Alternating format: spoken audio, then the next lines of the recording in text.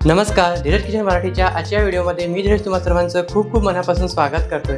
तर आज आपण खमंग खुसखुशीत दही धपाटे कसे करायचे तेच बघतोय। हे जे दही धपाटे आहे गरमागरम तर खूप छान लागतात, पण थंड झाल्यावर सुद्धा मस्त लागतात। तर हे दही धपाटे करण्याकरिता एका परातीमध्ये 2 कप ज्वारीचे पीठ, अर्धा कप गव्हाचं पीठ आणि अर्धा कप बेसन घेतलेलं आहे। मध्ये थोडीशी जागा करून यामध्ये 1 कप दही घातलेलं आहे।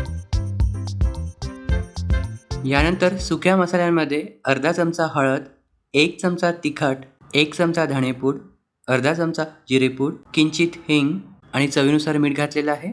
यामध्ये एक वाटण तयार करून आपल्याला घालायचं आहे। त्यासाठी मिक्सरच्या छोट्या भांड्यामध्ये मुठभर कोथिंबीर, 4 ते 5 हिरव्या मिरच्या, 3 ते 4 लसूण पाकळ्या, अर्धा चमचा जिरं, अर्धा चमचा बडीशेप आणि पाव चमचा ओवा घालून वाटण तयार करून घ्यायचं आहे आणि हे वाटण आता यामध्ये घालायचं आहे।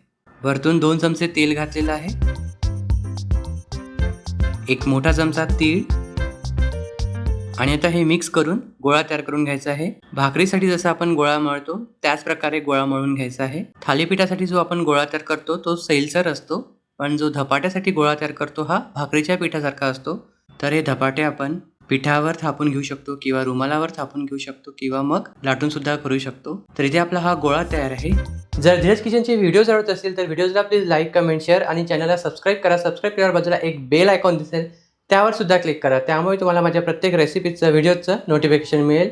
आता लगेचच धपाटे करायला घ्यायचे आहे।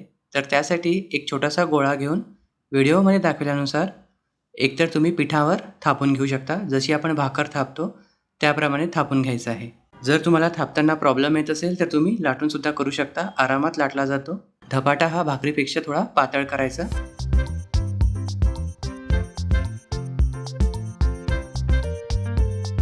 जर ही पद्धत तुम्हाला कठीण वाटत असेल तर रुमालावर सुद्धा तुम्ही जसे आपण थालीपीठ थापून घेतो त्याप्रमाणे थापून घेऊ शकता।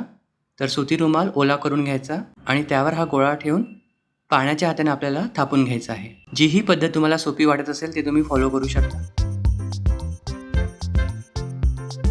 धपाटे थापून झाले की जसे आपण पराठे भाजून घेतो किंवा थालीपीठ भाजून घेतो त्याप्रमाणे भाजून घ्यायचे आहेत।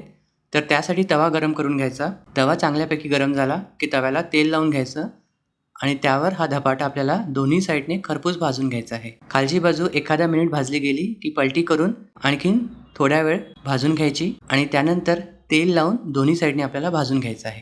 अशा प्रकारे सर्व धपाटे भाजून घ्यायचे। हे धपाटे गरमागरम खूप छान लागतात। यामध्ये ऑलरेडी दही असल्यामुळे हे धपाटे तुम्ही हिरव्या मिरची बरोबर किंवा मग ठेच्याबरोबर खाऊ शकता किंवा लोण्याबरोबर सुद्धा खूप मस्त लागतात। तसेच हे जे धपाटे आहे बरेच जण थंड झाल्यावर खातात, कारण ते आणखीन चवीला छान लागतात। जशी आपली भाजणीची चकली असते त्याचप्रमाणे याची चव येते, त्यामुळे प्रवासात सुद्धा बरेच जण घेऊन जातात, कारण 1 ते 2 दिवस आरामात टिकतात। तर हे पौष्टिक चटकदार असे दही धपाटे नक्की ट्राय करून बघाल।